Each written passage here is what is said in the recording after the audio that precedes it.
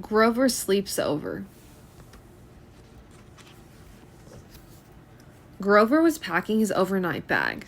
The next day, he was going to Betty Lou's house to sleep over. He had never spent the night away from home before. Grover packed all the things he wanted to take to Betty Lou's house. His red fire truck pajamas, his blue toothbrush and his striped toothpaste, his furry blue stuffed monster, his goldfish in a bowl, his begonia in a flower pot, his cereal bowl, and a box of Monster Berry Crunch, and his night light. There were too many things to fit into his suitcase. "Mommy," Grover called, "I think that I need a bigger suitcase." "Oh dear, Grover," his mommy said, "you cannot take all of this to Betty Lou's house." "But Mommy, who will feed my goldfish?" Grover asked. "I will," said his mommy. "Who will water my begonia?" asked Grover. "I will," said his mommy, "and you won't need your cereal bowl and Monster Berry Crunch and nightlight at Betty Lou's either." "But what if Betty Lou doesn't have any Monster Berry Crunch at her house?" asked Grover.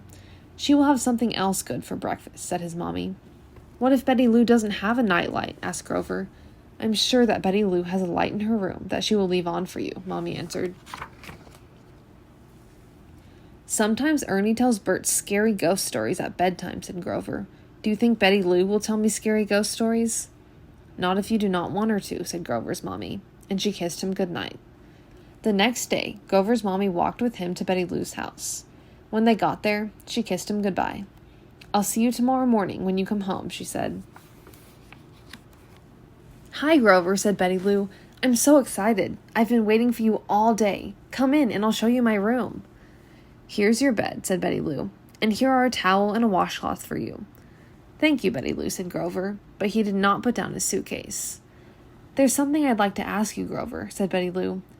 "Is it all right with you if we leave a light on? I like to sleep with a little light on at night."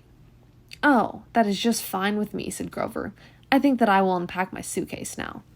Then Grover put his pajamas under his pillow and his little furry blue monster on top of it. Betty Lou showed Grover where to put his toothbrush and toothpaste in the bathroom. After a nice dinner of spaghetti and meatballs and salad and milk, Betty Lou showed Grover how to feed her turtle. Then they built a tall tower with blocks. Betty Lou and Grover played until Betty Lou's mother said, "Time to get ready for bed."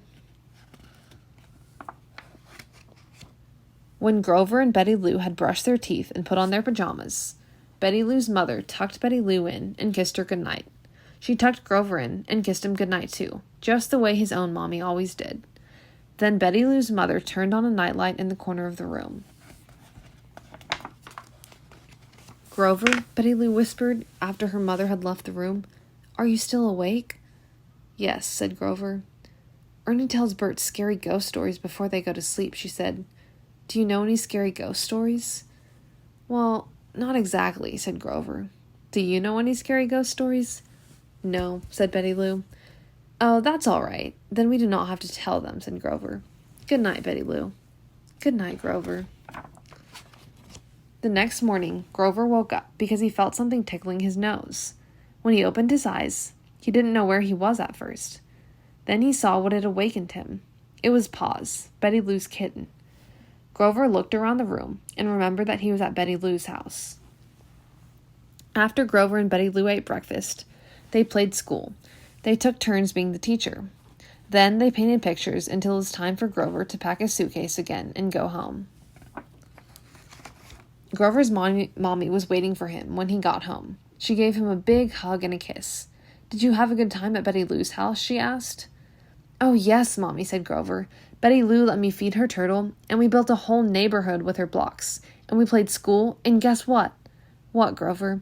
"We had blueberry chew for breakfast, and I liked it almost as much as Monster Berry Crunch." "And guess what else?" said Grover. "Betty Lou's mommy invited me to sleep over at their house again very soon, and I cannot wait to go." The end.